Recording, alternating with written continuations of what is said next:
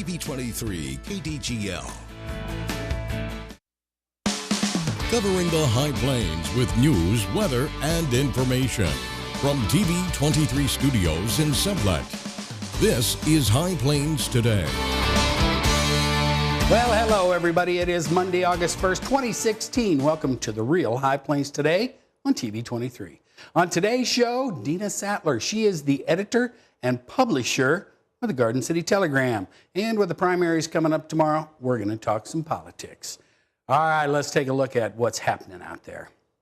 An arrest warrant for kidnapping and aggravated sexual battery has been issued for Marco Maldonado. Now, anyone with information is encouraged to contact the Liberal Police Department at 626-0151 or through the anonymous hotline at 624-4000. And Hilario Sanchez Hernandez, who entered into a plea agreement earlier this year to plead no contest to the charges, was sentenced Friday in District Court in Liberal to 34 months on each of 3 counts. Now, the sentences will run concurrently, according to District Judge Clint Peterson. Originally charged with a total of 7 counts combined of electronic solicitation, indecent liberties with a child, and sexual exploitation of a child, Sanchez Hernandez's plea agreement called for him to only be charged with 3 counts of sexual exploitation of a child. Now, the concurrent sentences means he will only serve 34 months in the Kansas Department of Corrections rather than 102 if the sentences had run consecutively. Peterson set the sentence to begin date at April 18th of this year. Now, Sanchez Hernandez will likewise get 15% good time credit on each of the sentences and a lifetime post-release supervision period. And the Garden City Commission is scheduled to consider the go-ahead for 2 applications to the Kansas Department of Transportation for grants that would be used to help build the Garden City Transload facility. Now, the facility, which would load and unload cargo between rail cars and trucks and would be located on about 900 acres at the U.S. Highway 50 Industrial Park. At tomorrow's meeting, city staff will seek authorization to submit applications to KDOT seeking grants for the State Rail Service Improvement Fund to build a new rail siding and from the Economic Development Fund for reconstruction of Farmland Road. And the Kansas Department of Transportation plans to close US 54 east of 6 Points intersection in Liberal. And that's the junction of US 54 and US 83. They're going to close that for 3 to 4 weeks, and that begins today. Now, the contractor, JAG Construction Company of Dodge City, will be replacing the concrete pavement as part of the intersection reconstruction. US 54 traffic will be detoured onto 5th Street and Raleigh Road. KDOT advises drivers to find an alternative route. And a Shawnee County District Court judge Friday ordered counting of all primary election votes cast by as many as 17,500 Kansans who registered without providing proof of citizenship, marking a defeat for Secretary of State Chris Kobach, who championed the state's citizenship law implemented 3 years ago. Now, Judge Larry Hendricks, he rejected legal arguments delivered by Kobach, who answered a separate federal lawsuit by orchestrating election rules requiring county officials to disregard votes cast tomorrow and November 8th in the local and state elections. Kobach's strategy was to limit voting to federal races for people in registration limbo because they didn't offer citizenship documents. Hendricks said he would issue a temporary injunction sought by the American Civil Liberties Union to block Kobach's dual registration program for the primary election. The judge plans to revisit the issue in September before the general election. Now, voting by an estimated 50,000 people could be at stake this fall. And you know what? We're still giving away another Yeti. We gave one away last week. We gave one away at the Grant County Fair. They're really easy to get. All you got to do is send us an email at cup@kdgltv.com, or the old-fashioned way, send us a postcard at TV23 KDGL, P.O. Box 447, Sublette, America. And remember, you got to put your name and address on it so that when we draw you, we know where to send this baby. I'll be back with, we got a little precipitation maybe in the forecast coming up after this. You're watching High Plains Today on TV23 with host Chris Jewell.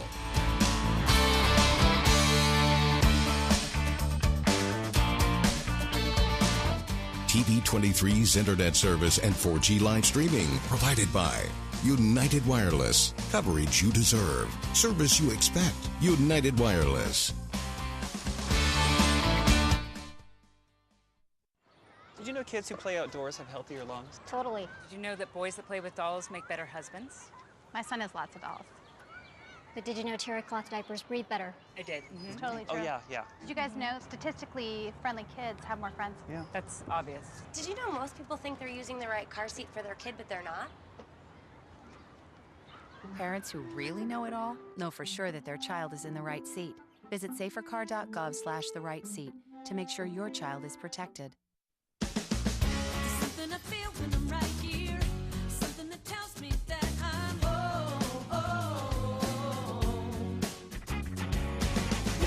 This is the place. Everybody here knows it. This is the place. Oh, it's home to me and you. Yeah, this is the place.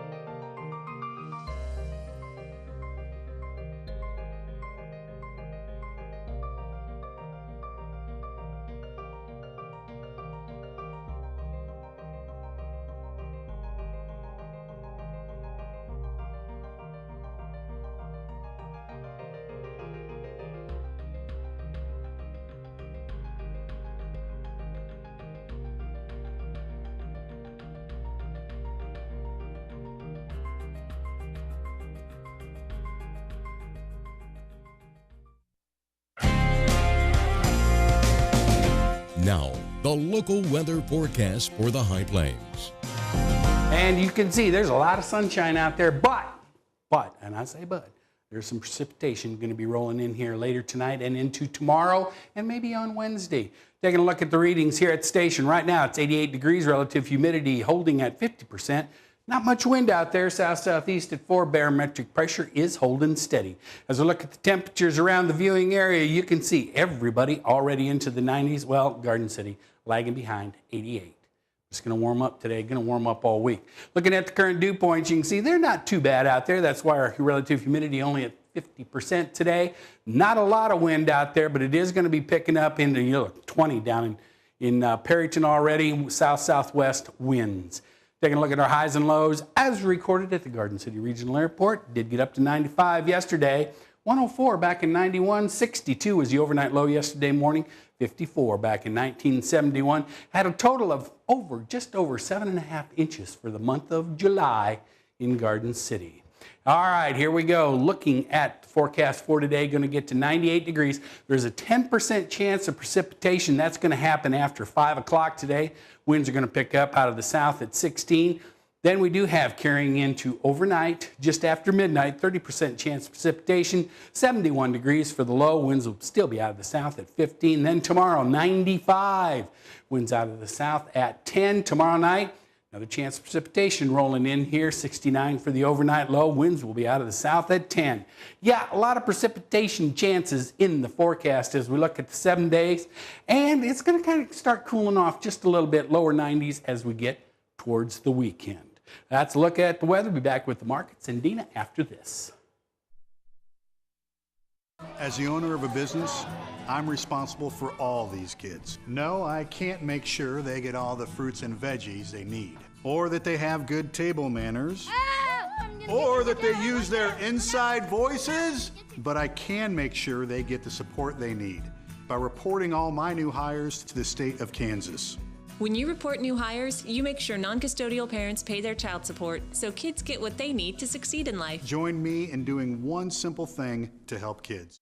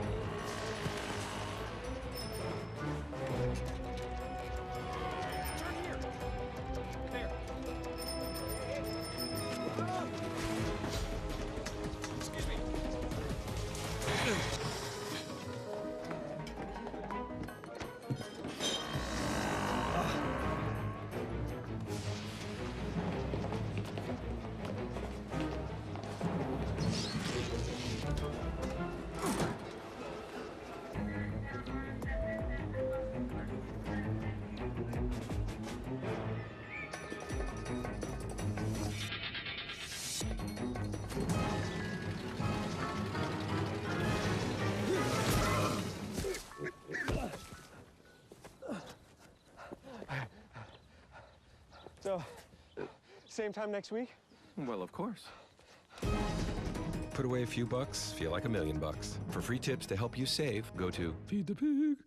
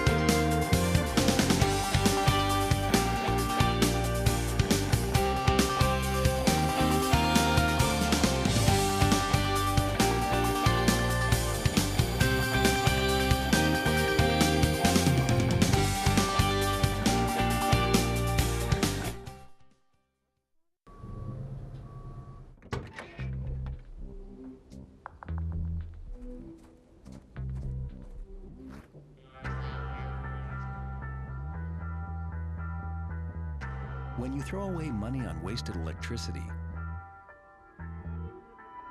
you're throwing away everything you could have bought with it. Saving energy saves you money. Learn more at EnergySavers.gov. Something I feel when I'm right here. Something that tells me that I'm home. This is the place. Everybody here knows it. This is the place. Oh, it's home to me and you. Yeah, this is the place.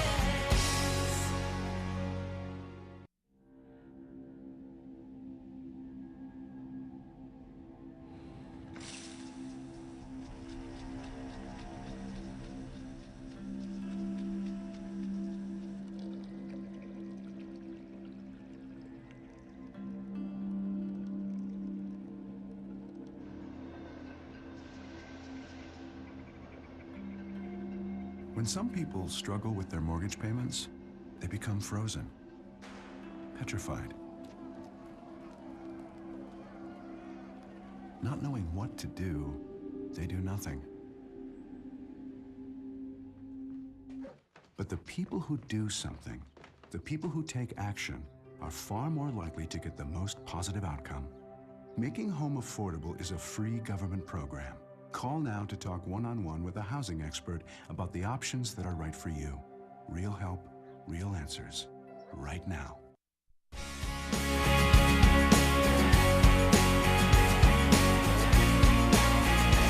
Welcome back. I'm joined in studio by Dina Sattler. She is the editor and publisher of the Garden City Telegram, and we're going to talk some politics because tomorrow's the big day. Tomorrow is the big day. Dun, dun, dun. Yes, finally the big day. Oh, Thank man. goodness. Oh, yeah. I think we're all then ready. I'll quit getting mailers and having to see television ads for a while. For a while. Not very long, but for a while. It'll ramp back up. It may not with this intensity, but it'll be interesting. It's been kind of crazy. This has been the year of the ugly campaign, hasn't it? Right. I mean, even the local campaigns, you know, you got the 39th district, which Garden City is a part of. Right. Between Larry Powell and John Dahl. Right.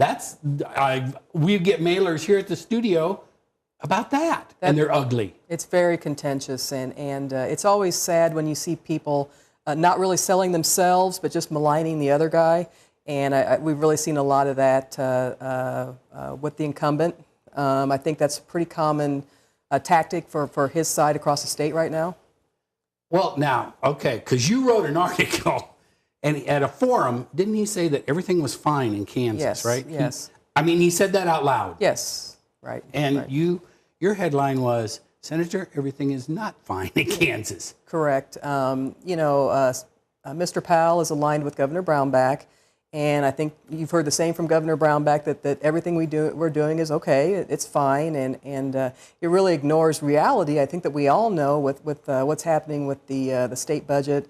The severe cuts. I think it's just a reluctance to acknowledge reality right now. And you know, I've seen a lot of conservatives and very far-right conservatives in Kansas even acknowledge that we need to do something a little differently.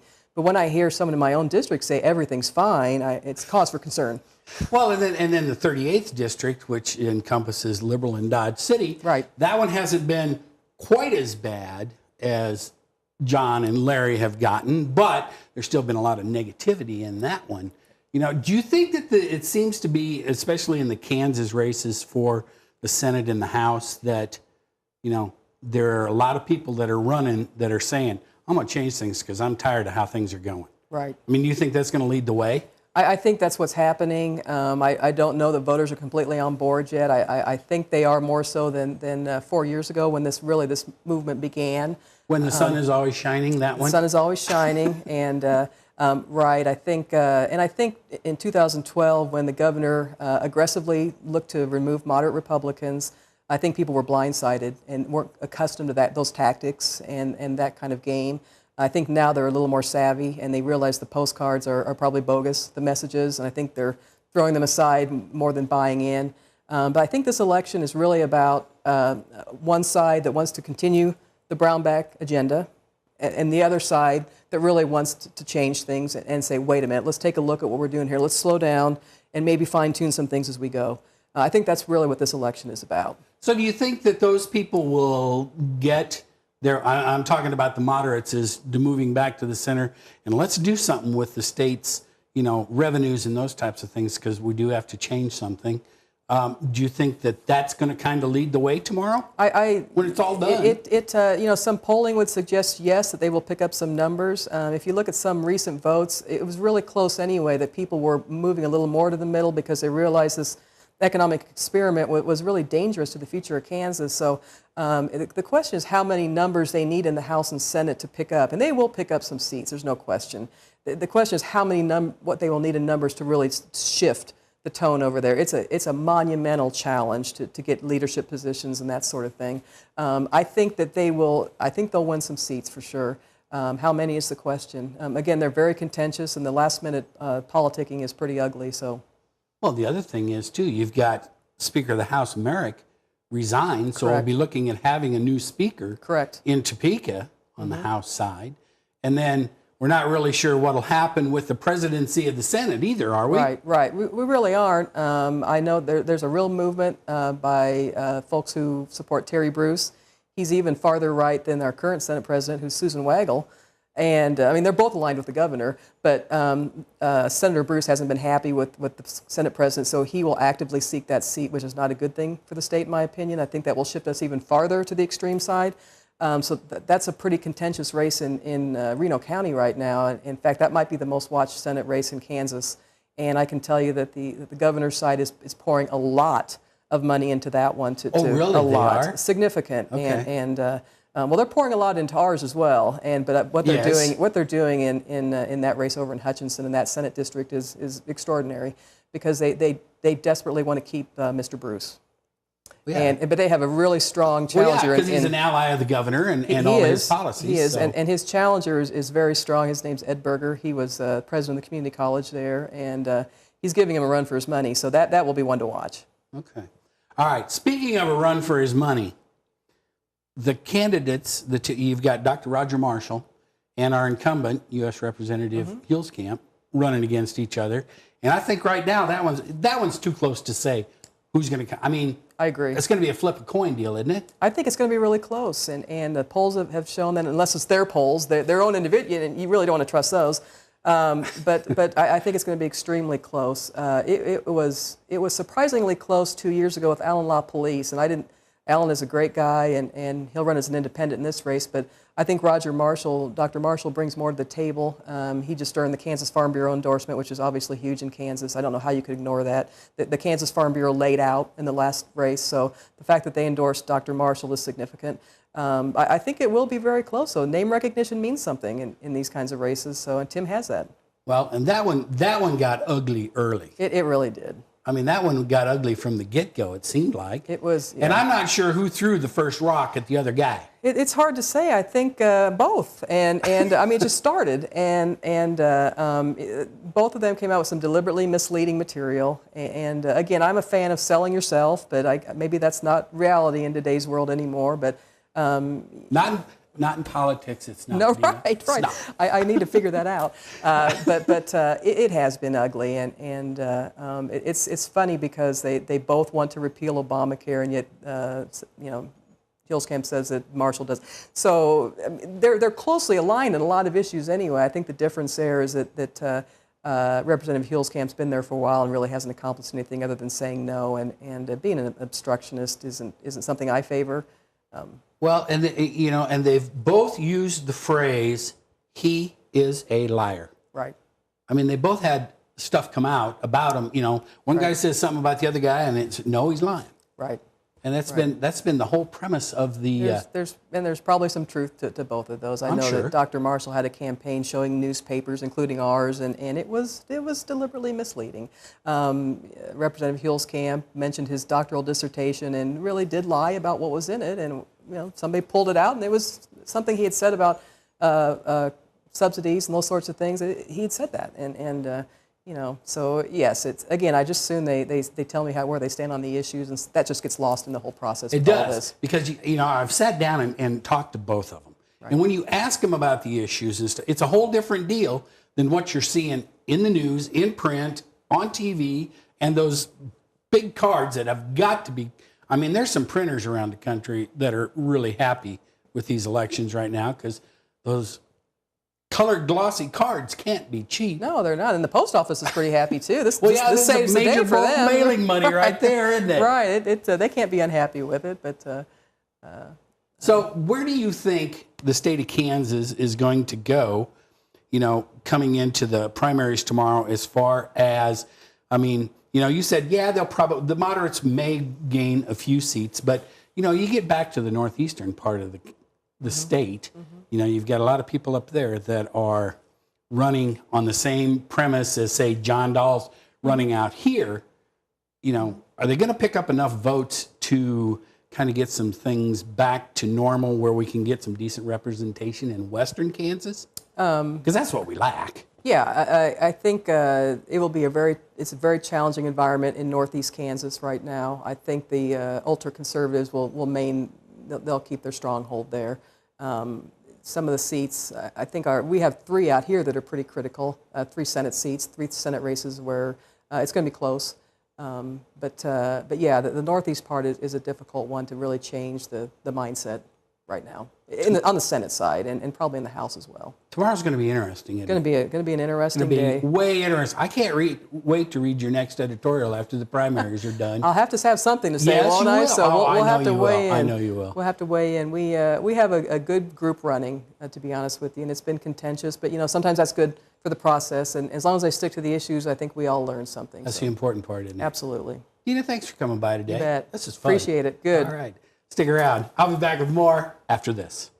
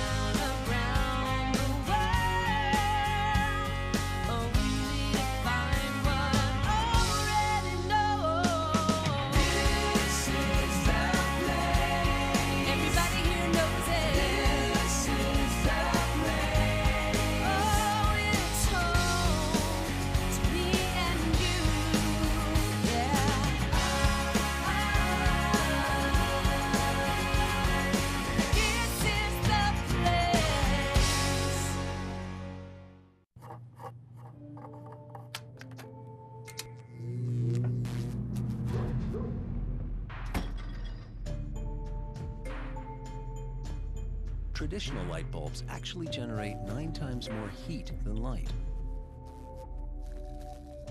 Switch to Energy Star light bulbs and you'll realize just how much cash you were really burning through. Saving energy saves you money. Learn more at EnergySavers.gov.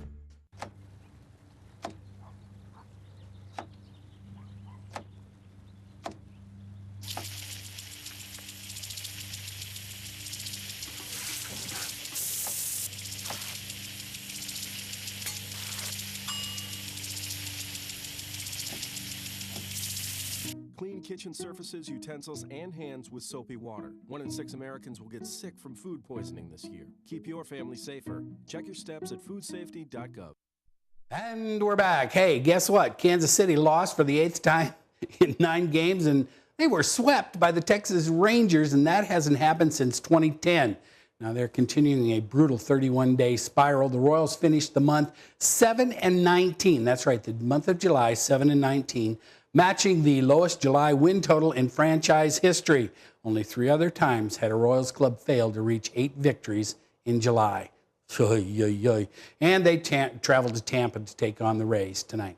Jimmy Walker showed no sign of nerves yesterday in the final round of the PGA Championship, making a clutch par, the 18th hole, to finish a 3-under par 67 at Baltusrol Golf Club in New Jersey, and he won his very first major. Hey, all 4 majors in the men's side this year won by first-timers. That's kind of amazing. Let's take a last look at our weather before we get out of here today. Hey, it's warmed up 1 whole degree. It is now 89.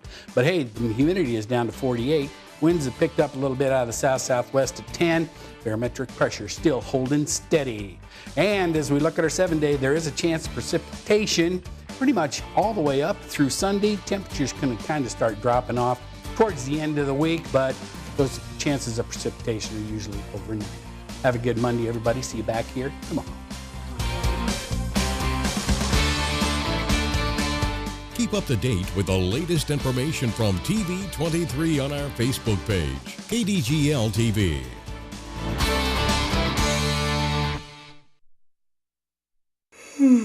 Are you sleeping? Are you sleeping? Larry Powell, Larry Powell. Short balls are a-leaping, Brownback is a-sweeping. Are you there?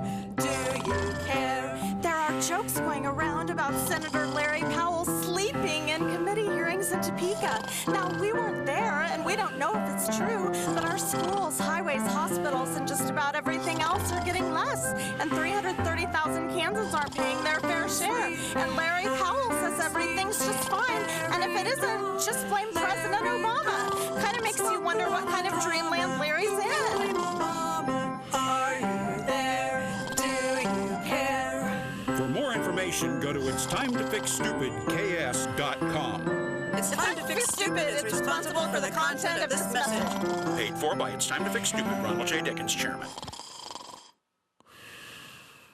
Life's a little different here in Southwest Kansas. We do things our own way with a can-do spirit and strong family values, which means we treat people right, and we want the best value for our dollar. The same is true about United Wireless. We aren't like the national brands. We treat our customers like family. We provide excellent service and simple, easy-to-understand plans that will save you money. We are United Wireless, and we are Southwest Kansas proud.